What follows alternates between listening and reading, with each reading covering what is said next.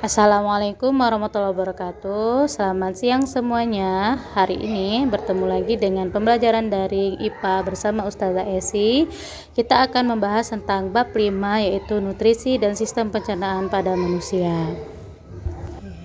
Selanjutnya kita mengenal fungsi makanan bagi tubuh kita. Yang pertama sebagai fungsi energi, yang kedua sebagai bahan pembangun tubuh, dan yang ketiga sebagai pelindung dan pengatur tubuh. Selanjutnya kita akan mengenal komposisi makanan yang seimbang sehingga membuat tubuh kita memiliki energi yang cukup untuk melakukan sebuah aktivitas. Yang pertama karbohidrat, di mana karbohidrat mengandung zat gula yaitu jagung, nasi, kentang, dan pisang sebagai contohnya. Yang kedua protein, ada daging, ikan, dan kepiting contohnya ya. Dan yang ketiga lemak. Lemak ini bisa bersumber dari lemak nabati dan lemak hewani. Yang keempat ada vitamin, yaitu terdiri dari bermacam-macam buah yang mengandung vitamin A, B, C, D, dan K ya. Yang kelima mineral dan air. Nah, kelima unsur inilah yang sangat berperan penting dalam zat makanan.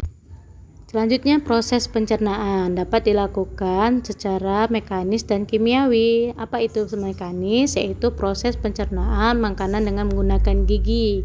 Sedangkan secara kimiawi adalah proses pencernaan dengan makanan dengan menggunakan enzim pencernaan. Kemudian ada saluran pencernaan berupa mulut, kerongkongan, lambung, usus halus, usus besar, dan anus. Lalu ada kelenjar pencernaan. Kelenjar pencernaan terdiri dari kelenjar ludah, hati, lambung, dan pankreas. Berikut Ustazah jelaskan secara rinci dari saluran pencernaan. Yang pertama, rongga mulut. Rongga mulut ini sebagai tempat pertama menerima makanan dan mengunyah makanan. Di dalam rongga mulut ada gigi seri, langit-langit lunak, uvula, amandel, dan lidah. Adapun gigi susunannya ada gigi seri, taring, geraham depan, dan geraham belakang. Gigi susu untuk anak-anak dan gigi permanen untuk orang dewasa.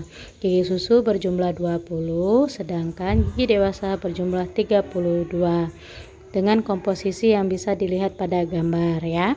Fungsi gigi selanjutnya yaitu seri memotong makanan, taring merobek makanan, dan geraham mengunyah ataupun menggilas makanan. Yang kedua, lidah. Nah, di mana lidah ini sebagai indera pengecap ya. Kita bisa mengenal 4 rasa, yaitu manis terletak pada ujung lidah, asin terletak pada pangkal lidah kiri kanan, asam terletak pada belakang lidah ya, dan pahit terletak pada tengah-tengah lidah. Apa fungsi lidah? Yaitu fungsi sebagai pengecap rasa makanan, yang kedua sebagai alat pemindah makanan, dan yang ketiga sebagai alat bantu untuk menelan makanan.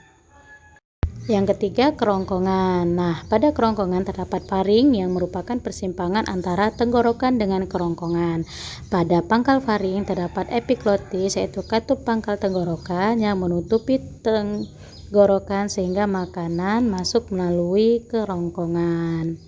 Yang keempat, kerongkongan. Nah, di mana makanan dari kerongkongan menuju lambung karena adanya gerak peristaltik ya pada 2/3 bagian bawah kerongkongan. Nah, gerak peristaltik ini berfungsi untuk mendorong makanan hingga ke anus.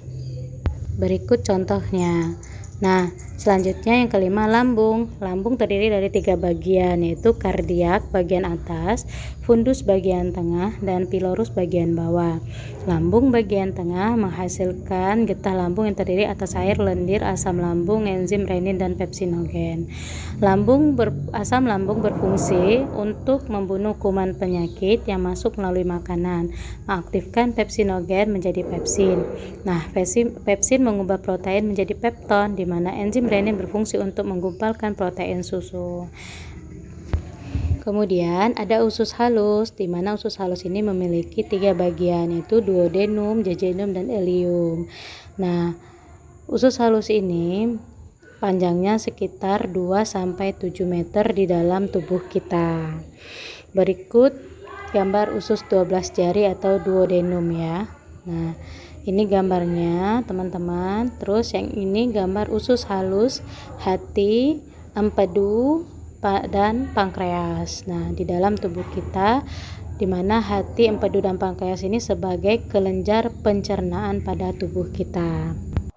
Selanjutnya, kelainan pada sistem pencernaan. Yang pertama, parotitis, yaitu penyakit gondong. Penyakit ini karena virus. Kalau teman-teman pernah lihat gondongan, nah itu salah satu penyakitnya. Kedua, serostomia, yaitu penyakit pada rongga mulut yang menyebabkan produksi air ludah itu sedikit. Nah, membuat mulut kering dan makanan kurang tercerna dengan baik. Yang ketiga, tukak lambung, yaitu luka pada liding lambung bagian dalam. Nah, ini sering dibahasakan kalau kita itu mah ya. Seperti itu. Yang keempat, appendicitis, yaitu infeksi usus buntu. Nah, ini merembet ke usus besar dan menyebabkan radang. Kelima, diare atau mencret ya, yaitu infeksi bakteri pada usus besar. Yang keenam, konstipasi atau sembelit. Nah, di dalam usus besar terjadi perlebihan, akibatnya feses menjadi sangat padat dan keras sehingga sulit dikeluarkan. Nah, jadi itu saja yang bisa saya sampaikan hari ini. Terima kasih atas perhatian teman-teman semua. Tazahiri, wassalamualaikum warahmatullahi wabarakatuh.